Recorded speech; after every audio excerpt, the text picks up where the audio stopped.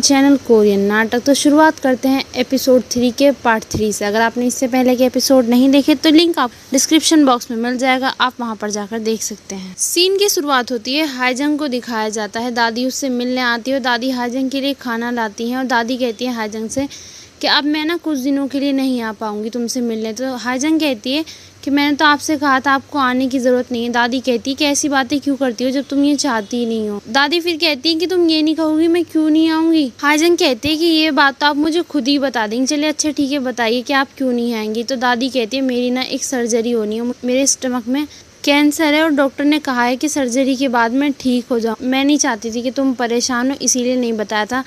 मैंने सोचा जिस दिन सर्जरी होगी उसी दिन बता दूंगी, पर अब तुम जेल में हो तो अब तुम मेरे लिए परेशान होगी, इसीलिए मैं तुम्हें बता रही हूँ।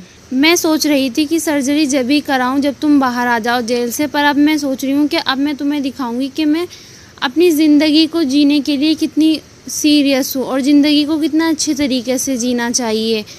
और डॉक्टर ने कहा है कि मतलब अगर सर्जरी हो जाएगी तो ये ज़्यादा नहीं फैलेगा, पर फिर भी वो मेरे बॉडी के पार्ट्स को काटेंगे और तो मैं सही कैसे हो सकती हूँ, मैं मर भी तो सकती हूँ। तभी हाईजंग कहती है दादी और रोने लगती है। तो दादी कहती है तुम तो यहाँ पर बैठी हुई हो, तुम तो यहाँ से बाहर ही नहीं निकलना चाहती, तुम तो यहीं पे होगी ना और मैं मर जाऊँगी वहाँ पे। तो हाईजंग कहती है कि दादी आप नहीं मरेंगे, आप इस तरह की बातें क्यों कर रही हैं। दादी कहती है हाँ मुझे पता है, अभी मुझे और ज़िंदा रहना है तुम्हारे लिए, मैं जो हो सकता है वो करूँगी तुम्हें बचाने के लिए, पर तुम्हें भी कुछ करना होगा अपने आप को बचाने के लिए। तुमने आग नहीं लगाई थी ना, तुम अपने ऊपर सारा इल्ज़ाम क्यों ले रही हो, सच बता दो उन्हें। हाईजंग ये सुनकर रोने लगती है और दादी से कहती है अब आपको चले जाना चाहिए और आपको ना अब जब आना जब आपकी सर्जरी हो जाए और आप ठीक हो जाए। ये कहकर हाईजंग वहाँ से चली जाती है। हाईजंग फिर जेल में पहुँचकर काफ़ी रोती है दादी के बारे में सोच के कि अगर उन्हें कुछ हो गया या उनकी सर्जरी है, मैं अकेले यहाँ पे हूँ। तभी सीन चेंज होता है, मिस्टर होंग को दिखाया जाता है। वो अपना सामान पैक करके ट्रक में लगा लेते हैं, बुक्स वगैरह सारी, और वहाँ पे थोड़ी देर देखते हैं सब जगह को और फिर वो वहाँ से चले जाते हैं अपने सारे सामान के साथ। फिर सीन चेंज होता है, यूरा को दिखाया जाता है। यूरा हिम्मत करके पुलिस स्टेशन आती है। तभी पुलिस ऑफिसर कहते हैं कि तुम जानती हो ना आग लगाने का केस कितना बड़ा होता है या उसमें सज़ा क्या होगी। और अगर हम सियोवू का स्टेटमेंट देखें तो सियोवू ने कहा था कि यूरा उसे वहाँ पर बुलाती है, उस जगह पर हाईजंग पहले से ही मौजूद होती है।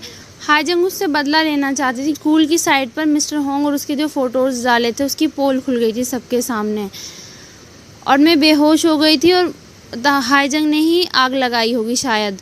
तो यूरा कहती है तभी कि सियोवू को नहीं पता क्योंकि किसने आग लगाई थी, क्योंकि वो और हाईजंग आपस में झगड़ा कर रही थी। तो तभी पुलिस ऑफिसर कहते हैं कि तुम्हें पता है ना कि अगर ये तुमने किया है और इसमें एक इंसान की चोट लगी है, इसकी कम से कम सज़ा 5 साल की होगी और तुम अभी भी कहना चाहती हो कि ये तुमने किया है। तभी यूरा के पापा वहाँ पे भागते हुए आते हैं और कहते हैं मैं अपनी बेटी को वापस लेके जाता हूँ। तो पुलिस ऑफिसर कहते हैं मुझे लगता है अब आप इसे वापस नहीं ले जा सकते, हम रिपोर्ट को दोबारा से लिख रहे हैं। तो तभी यूरा के पापा उसे डांटते हैं कि तुम पागल हो गए, कि तुम्हारा दिमाग ख़राब है, तुम अपने दोस्त को इतना ज़्यादा पसंद करती हो कि उसके लिए क्रिमिनल बनने को तैयार हो, तुम उसे अपने माँ बाप से भी ज़्यादा पसंद करती हो क्या। तो यूरा कहती है हाँ मैं उसे अपने माँ बाप से फैमिली से भी ज़्यादा पसंद करती हूँ। जिस दिन से मेरा जन्म हुआ है आज तक कभी किसी ने मेरे साथ अच्छे से व्यवहार नहीं किया, हाईजंग ही है जो मुझे मेरे साथ अच्छे से व्यवहार करती है। तभी यूरा के पापा कहते हैं क्या।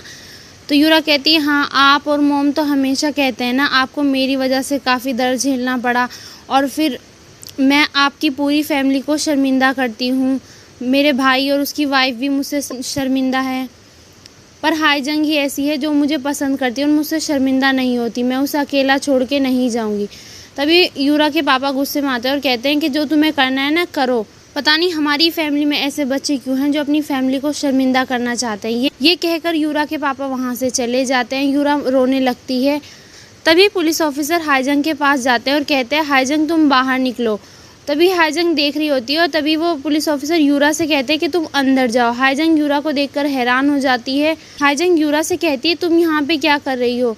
तो यूरा कहती है ये सब मेरी वजह से हुआ है ना। तो हाईजंग कहती है तुम ऐसा मत करो, तुम यहाँ पे नहीं रह सकती।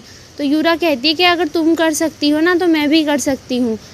हाईजंग पुलिस ऑफिसर से कहती है कि इसे बाहर जाने दो, मैं यहाँ पे रह जाऊँगी, ये नहीं रह सकती यहाँ पे। मैंने ही इसे कहा था कि सियोवू को फ़ोन करके वहाँ पर बुलाए, इसी वजह से ये शायद अपने आप दोषी मान रही है। तभी पुलिस ऑफिसर कहते हैं कि तुम दोनों के एक दूसरे को डेट कर रहे हो, जो इतना प्यार करते हो एक दूसरे से। तुम अपनी प्रॉब्लम ये प्यार की खुद सॉल्व करो, मैं चलता हूँ। तभी हाईजंग यूरा से कहती है कि तुम क्या पागल हो, तुम्हारे ये सब करने से कुछ बदलने वाला नहीं है, ये सब मेरी वजह से हुआ है क्योंकि मेरा नसीब खराब है। तभी यूरा कहती है कि मैं तुम्हें पीछे छोड़ के तुमसे भागने वाली नहीं हूँ। यूरा हाईजंग का हाथ पकड़ लेती है और कहती है बस ये याद रखना, ठीक है। तभी सीन चेंज होता है, हमें सियोवू को हॉस्पिटल में दिखाया जाता है। सियोवू की मम्मी सियोवू से कहती है कि वो जो हाईजंग नाम की लड़की थी ना, उसे स्कूल से बाहर निकाल दिया गया है। तभी सियोवू कहती है कि टीचर का क्या हुआ, तो उसकी मम्मी कहती है तुम ये सब मत सोचो, तुम जो ना तुम्हारे दादा के पास, घर के पास जो स्कूल है ना, वहाँ पे ट्रांसफ़र ले लेना, जगह जो है ना हमारे लेवल की नहीं है, ठीक है। सियोवू की मम्मी सियोवू को फ्रूट्स खिलाने लगती है और कहती है तुम ये फल खाओ। तो सियोवू कहती है मुझे नहीं खाना, मुझे घुटन महसूस हो रही है यहाँ पे, मैं ना बाहर जा रही हूँ थोड़ी सी हवा लेने के लिए ताज़ी। सियोवू की मम्मी कहती है तुम इस टाइम कहाँ पर जाओगी, तो सियोवू वहाँ से चली जाती है कुछ बिना बताए हुए। वहीं दूसरी तरफ हाईजंग को दिखाया जाता है, वो जेल से छूटकर सीधा हॉस्पिटल आती है और पुलिस ऑफिसर की बातों के बारे में सोच रही होती है। पुलिस ऑफिसर हाईजंग से कहते हैं कि अगर ये आग बिना किसी इंटेंशन के लगाई गई है तो सज़ा बहुत छोटी सी होगी, पर मेन वजह तो यह है, सियोवू का कहना है कि उसे नहीं पता क्या हुआ था और यही एक प्रॉब्लम है। अगर सियोवू सही से बता दे कि ये आग अचानक से या एक्सीडेंट है तो कुछ नहीं होगा। तभी हाईजंग ऊपर आ रही होती है, सियोवू नीचे जा रही होती है और सियोवू देखती है कि हाईजंग है वहाँ पे। तभी सियोवू को उस दिन एक्सीडेंट के दिन वाली बात याद आती है कि सियोवू बेहोश होती है और यूरा उसे कहती है कि उठो सियोवू उठो, पर वो उठती नहीं है। तभी हाईजंग कहती है इसे मेरी पीठ पर लेटा दो, मैं इसे लेके चलती हूँ। और वो तीनों जा रहे होते हैं वहाँ से। तभी अचानक से ऊपर से एक जलती हुई लकड़ी नीचे गिर जाती है, हाईजंग के अपने हाथ से उसे रोक लेती है, इसी वजह से हाईजंग का हाथ भी जलता है और हाईजंग सियोवू को लेकर गिर जाती है। तभी हाईजंग सियोवू को फिर से अपनी पीठ पर बैठाती है और वहाँ से जाने लगते हैं। तभी सियोवू को होश आता है थोड़ा सा और वो हाईजंग को कसकर पकड़ लेती है। तभी हमें प्रेजेंट का सीन दिखाया जाता है, सियोवू और हाईजंग छत पर होते हैं, वो दोनों बात कर रहे होते हैं। तभी सियोवू हाईजंग से कहती है कि तुम पुलिस से कैसे बच गई। तो हाईजंग कहती है तुम्हें पता है ना कि आग ये हमने जानबूझकर नहीं लगाई थी, ये सिर्फ एक एक्सीडेंट था, और अगर तुम सबको सही सही बता दो तो किसी को भी कोई चोट नहीं लगेगी। यूरा कहती है कि तुमने मुझे वहाँ बुलाया था ना, क्योंकि तुम मुझे नुकसान पहुँचाना चाहती थी। और ये दोनों बातें एक ही जैसी हैं कि आग लगाई हो तुमने या फिर मुझे नुकसान पहुँचाया हो। तभी हाईजंग कहती है कि सोही पुलिस स्टेशन में यानी यूरा पुलिस स्टेशन में आई थी और उसने कहा कि उसने आग लगाई है। सियोवू हैरान हो जाती है कि ये लड़की पागल है सच में, इसके बारे में जितना सोचो ना ये उससे भी ज़्यादा पागलपन करती है। तो हाईजंग कहती है तुम ऐसा क्यों कर रही हो, हम तो अच्छे दोस्त थे ना, तुमने मेरी पढ़ाई में भी मदद की थी। सियोवू कहती है जब भी मैं तुम्हें देखती हूँ ना मुझे गुस्सा आने लगता है, मुझे खुद को नहीं पता ये ऐसा क्यों होता है मुझे। हाईजंग कहती है अच्छा बताओ फिर तुम क्या चाहती हो कि मैं क्या करूं, मैं तुमसे माफ़ी मांगूं, पर मुझे लगता है ये चीज़ काम नहीं करेगी। तो सियोवू कहती है जब तक तुम ट्राई नहीं करोगी पता कैसे चलेगा काम करेगी या नहीं करेगी।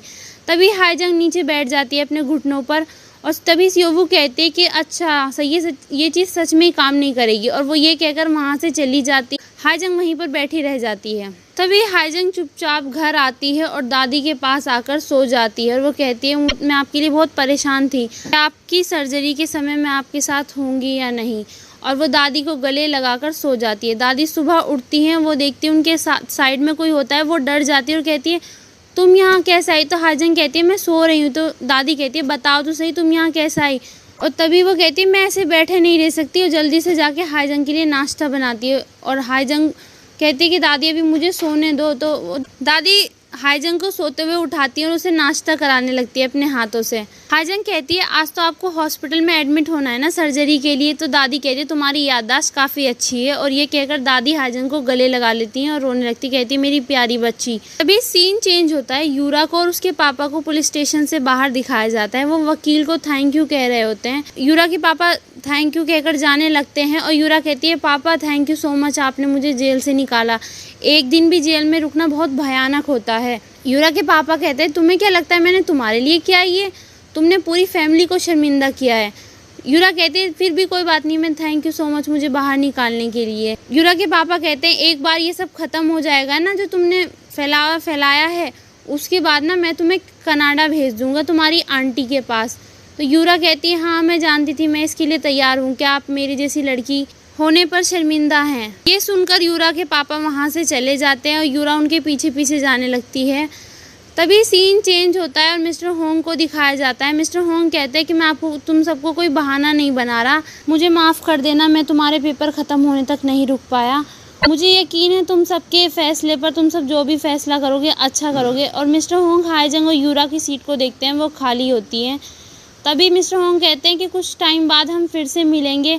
और मिस्टर होंग कहते हैं क्लास प्रेसिडेंट सियोवू खड़ी हो जाती है। मिस्टर होंग कहते हैं कि चाहे जो भी हो मैं तुम सबको हमेशा याद रखूँगा और थैंक यू सो मच कहते हैं मिस्टर होंग। और तभी सियोवू सब बच्चों के साथ मिलके मिस्टर होंग को सैल्यूट करती है। तभी सीन चेंज होता है, दादी को हॉस्पिटल में दिखाया जाता है। दादी हाईजंग से कहती है तुम यहाँ पे क्या कर रही हो, मुझे लगता है तुम अपनी दादी के लिए परेशान हो। हाईजंग कहती है कि आपको किसने कहा मैं आपके लिए परेशान हूँ, मुझे पता है आप इतने टाइम से अकेले सरवाइव कर गई, तो आपका ये कैंसर आपका कुछ नहीं बिगाड़ सकता। और वैसे भी आपने कहा था ना, डॉक्टर ने आपसे कहा है कि आप परेशान ना हो। तभी दादी कहती है तुम्हें तो स्कूल से बाहर निकाल दिया गया, अब तुम क्या करोगी। तो हाईजंग कहती है मैं आपको अपने इरादे हाईजंग कहती है मैं आपको अपना प्लान जब बताऊंगी जब आप सर्जरी कराकर वापस आ जाएंगी। दादी कहती है अब तुम क्या समस्याएं खड़ी करने वाली हो। तो हाईजंग कहती है दादी आप मुझ पे यकीन नहीं करती। दादी कहती है मैं यकीन तुम पे तब करूंगी जब तुम यकीन करने वाले काम करोगी। अगर मैं मरना भी चाहूँ ना तो नहीं मर सकती तुम्हारी वजह से।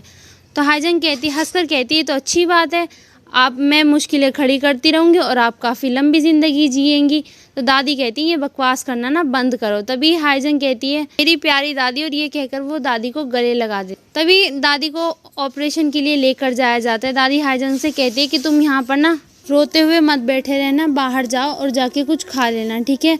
तो हाईजंग कहती है आप ना अपने काम से काम रखें, आपको सही होके वापस आना है जल्दी। तो दादी कहती है मेरे डॉक्टर बहुत अच्छे हैं, मुझे उन पर यकीन है, बहुत स्मार्ट भी है। हाईजंग कहती है वो आपके डॉक्टर कब से बन गए। दादी कहती है वो जो ना सियोवू के पापा हैं, तुम उनकी कर्जदार रहोगी अपनी पूरी जिंदगी। तभी दादी का ऑपरेशन स्टार्ट हो जाता है। डॉक्टर जिन को एक फ़ोन आता है उनके पापा का और वो कहते हैं हाँ पापा मुझे पता है, मैं 5 बजे आ जाऊँगा, अभी मैं सर्जरी कर रहा हूँ। और इसी बीच उनसे एक गलती हो जाती है थोड़ी सी, एक लेडी वहाँ से निकल के बाहर जाती है। हाईजंग उनको देखती रहती है और वो पूरी कोशिश करते हैं कि दादी को बचा लिया जाए। पर जो ना डॉक्टर जिन बाहर आते हैं हाईजंग से कहते हैं कि हमने अपनी पूरी कोशिश की। तो हाईजंग कहती है इसका क्या मतलब। डॉक्टर जिन कहते हैं जैसा कि मैंने कहा मैंने अपनी पूरी कोशिश की, अब तुम्हें उनके ना आत्म संस्कार की तैयारी करनी चाहिए। तो हाईजंग कहती है आप क्या बकवास करें, वो मेरी दादी है, उनका नाम कैंग मेल सून है, वो मर नहीं सकती। डॉक्टर जिन कहते हैं मैं इस बारे में ना बड़ों से बात करूंगा। तो हाईजंग कहती है आप बड़ों से क्यों बात करेंगे, मैं उनके सबसे करीब थी, आप मुझसे बात क्यों नहीं करते, वो मेरी दादी थी। तो डॉक्टर जिन कहते हैं कि बड़ों में ना कॉमन सेंस होता है, इसलिए मैं उनसे बात करूंगा। ये कहकर डॉक्टर जिन वहाँ से चले जाते हैं और हाईजंग वहीं पर खड़ी हुई रोने लगती है। हाईजंग बेहद ज़्यादा परेशान हो जाती है और यहीं पे ये एपिसोड ख़त्म होता है। आपको वीडियो पसंद आए सब्सक्राइब लाइक शेयर कमेंट ज़रूर करिएगा। अगले एपिसोड के साथ जल्दी मिलेंगे, तब तक के लिए बाय।